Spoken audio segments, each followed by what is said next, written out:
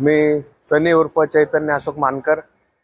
मी विद्यार्थी संघटनेचा राष्ट्रीय अध्यक्ष म्हणून राष्ट्रवादी अजितदादा पवार गट यांच्या मार्फत मी गोवा स्टेटमध्ये काम करायला सुरुवात केलेली आहे। सुरुवातीला सगळ्यात आधी आपण चेस टूर्नामेंट आपण आयोजित केलेली होती। त्याच्यानंतर यूथ क्रिएटर चॅलेंज हा प्रोग्राम पण आमचा पूर्ण गोव्यामध्ये व्यवस्थित व्हायरल झाला आणि त्याला रिस्पॉन्स पण आम्हाला खूप चांगल्या पद्धतीने मिळालेला। परत गणपती डेकोरेशन स्पर्धेचं पण यावेळी आपण गोवा या राज्यामध्ये मोठ्या प्रमाणात आयोजित केलं होतं। त्याचे विविध प्राइजेस पण आपण चांगल्या प्रकारे केलेले होते आणि त्याला चांगला प्रतिसाद मिळाला आणि चांगल्या प्रतिसादानंतर आम्ही त्याचं बक्षीस वितरण समारंभ पण एक मोठ्या हॉलमध्ये घेऊन आम्ही त्या कार्यक्रमाचा समारोप केलेला होता। त्याचप्रमाणे आता यावर्षी पण आपण दिवाळी या निमित्ताने स्टँडिंग नरकासूर स्पर्धेचं आयोजन केलेलं आहे। ती स्पर्धा आपली ऑनलाईन पद्धतीने चालणार आहे।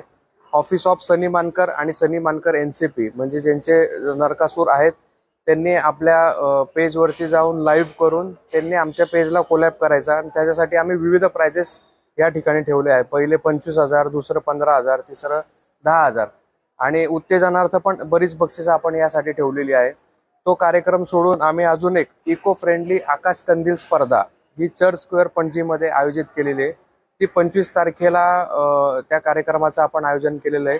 इको फ्रेंडली म्हणण्यामागे आमचा असा उद्देश राहणार की प्लॅस्टिक किंवा थर्मोकॉल कोणी न वापरता हा आकाश कंदील बनवायचा आणि त्या आकाश कंदील आणून आपण तिथे त्याचं प्रदर्शन करणार आहे आणि त्या ठिकाणी आपण त्याचे प्राइज डिस्ट्रीब्युशन पण करणार आहोत।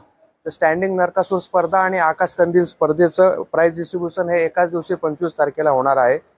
त्या इको फ्रेंडली आकाश कंदील स्पर्धेला साधारण आपण पहिले प्राइज 21,000 रुपये ठेवले, दुसरं 15,000, तिसरं 10,000 आणि त्याच्यात पण उत्तेजनार्थ काही काही प्राइजेस असणार आहेत आणि जेवढे लोक या कार्यक्रमामध्ये सहभाग घेणार आहेत त्यांना आपण ट्रॉफी आणि सन्मान चिन्ह प्रशस्ती पत्रक आपण देणार आहोत। या प्रेसच्या माध्यमातून मी सर्व गोवेकरांना विनंती करतो की या प्रोग्राम मध्ये आपण जास्तीत जास्त लोकांनी सहभाग घ्यावा आणि राष्ट्रवादी विद्यार्थी काँग्रेस यासाठी प्रत्येक वेळी आपल्या उपक्रमांच्या माध्यमातून कटिबद्ध राहील आणि लवकरच आमचे पक्षाचे राष्ट्रीय अध्यक्ष अजितदादा पवार असतील, कार्याध्यक्ष प्रफुल्ल पटेल साहेब असतील आणि प्रदेश हे नॅशनल जनरल सेक्रेटरी माननीय सुनील तटकरे साहेब असतील, हे ऑफिस ओपनिंगसाठी लवकरच गोव्यामध्ये येणार आहे आणि आम्ही प्रदेश कार्यालय हे गोव्यामध्ये लवकरच सुरुवात करतो आहे आणि त्याची माहिती आम्ही लवकरात लवकर आपणास कळवण्यात येईल।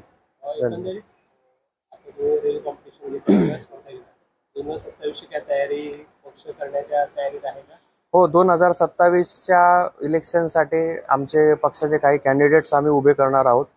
मी आपल्या प्रेसच्या माध्यमातून सांगू इच्छितो। तसेच झेडपीचे जे इलेक्शन आहे डिसेंबरमध्ये, त्या इलेक्शनसाठी पण आपले काही उमेदवार पक्षाच्या माध्यमातून उभे राहतील। हो, आता पक्षाची चाचपणी आमची योग्य पद्धतीने चालू आहे। ते आमचं ऑफिसचं ओपनिंग झाल्यानंतर आम्ही लवकरात लवकर आपणास कळवू। नाही, आघाडी वगैरे असं काय नाही, पण इंडिव्हिज्युअल आमची लढाईची तयारी आहे यावेळेस। तुम्ही इंडिव्हिज्युअल लढाईची तयारी म्हणताय, महाराष्ट्रात मी युती सरकारमध्ये आज इंडिव्हिज्युअल जाण्याचा विचार करताय।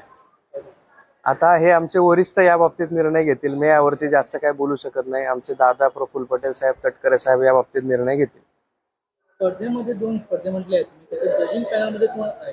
जजिंग पॅनलमध्ये या आपल्या गोव्यामध्येच काही लोकल नामाजलेले जज आहेत। मी त्या आता नाव आपल्याला डिक्लेअर नाही करू शकत, ते 25 तारखेला आम्ही तुम्हाला कळवू। झेडपी इलेक्शनला काही तुमची तयारी आहे? ते आमचे वरिष्ठच 25 तारखेनंतर डिक्लेअर करतील या बाबतीत सगळ्या गोष्टी। थँक्यू।